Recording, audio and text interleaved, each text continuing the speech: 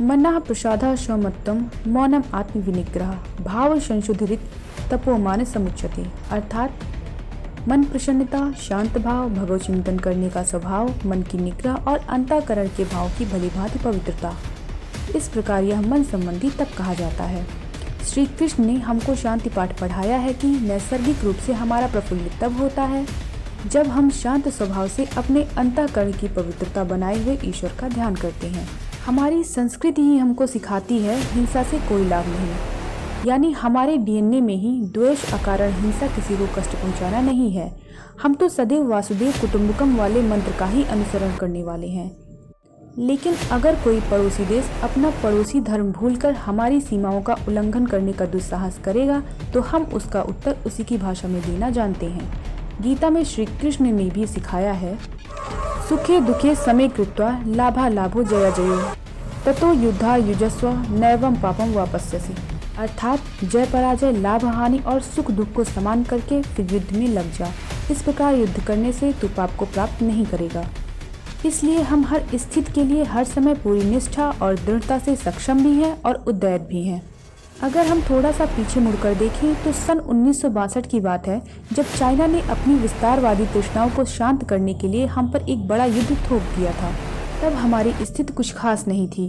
स्वतंत्रता प्राप्त करने के पश्चात हम अपनी मौलिक जरूरतों को पूरा करने में लग गए थे और हमारी सेना के पास इतना सशक्त अस्त्र शस्त्र भी नहीं थे। सामरिक दृष्टि से भी उस समय की कुछ नीतियों पर आज भी प्रश्न चिन्ह लगा हुआ है। लेकिन उस मुश्किल की घड़ी में भी हमारी सेना के 33 कुमाऊं रेजिमेंट के 12 जवाब सिपाहियों ने बिना हिम्मत हारे हुए मेजर शैतान सिंह के नेतृत्व में चीनी सेना पर टूट पड़े और 1300 चीनी सैनिकों को मार गिराया।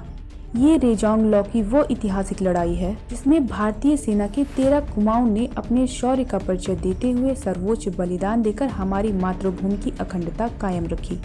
वो कहानी जो इतिहास में विद्यार्थियों को पढ़ाई जानी चाहिए थी, वो कहानी जो खो गई, भुला दी गई, लेकिन मिट नहीं पाएगी।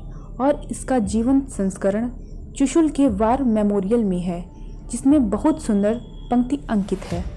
How can a man die better in facing fearful odds for the ashes of his fathers and temples of his gods, to the scared memory of the heroes of Rezongla, 114 martyrs of 13 Kumaon, who fought to the last man, last round against herds of Chinese, 18 November 1962, built by all ranks, 13th Battalion, Kumaon Regiment। और आज तो हमने अपनी सैन्य शक्ति कई गुना बढ़ा ली है। डिप्लोमेटिक फ्रंट पर भी हम आज अग्रणीय पंक्ति में हैं। इजराइल, रसिया, जापान, यूएस आदि देश हमारे साथ हैं। भारत के पास दुनिया के आधुनिकतम शस्त्र, जहाज और पनडुब्बियां हैं। जल, थल, वायु किसी भी आयाम में हम चीन का सामना करने में सक्षम हैं। यहाँ तक कि हमारे पास अंतरिक्ष में भी सैटेलाइट वार का सामना करने के लिए एंटी मिसाइल्स तकनीक भी है, जो हमको हर चुनौती का उत्तर देने के लिए पूर्णतः सक्षम बनाती है। और सबसे बढ़कर हमारे साहसी सैनिक हैं, जो जल, थल अथवा वायु में संभावित युद्ध के हर प्रकार से हमारी रक्षा के लिए तत्पर हैं। और दूसरी सबसे ध्यान देने वाली बात यह है कि विगत 55 वर्षों में चीन ने एक भी युद्ध नहीं लड़ा, तो उसमें अनुभव की भी कमी है। और इसकी झलक हमको गलवान घाटी में चीन की कायरतापूर्ण हमले में देखने को मिली है। वो स्वयं ही युद्ध से बचना चाहता है, लेकिन अपनी विस्तारवादी नीति को हवा देने के लिए कायरतापूर्ण नीतियां अपना रहा है। कभी भारत में, कभी ताइवान, तो कभी तिब्बत, तो कभी हांगकांग।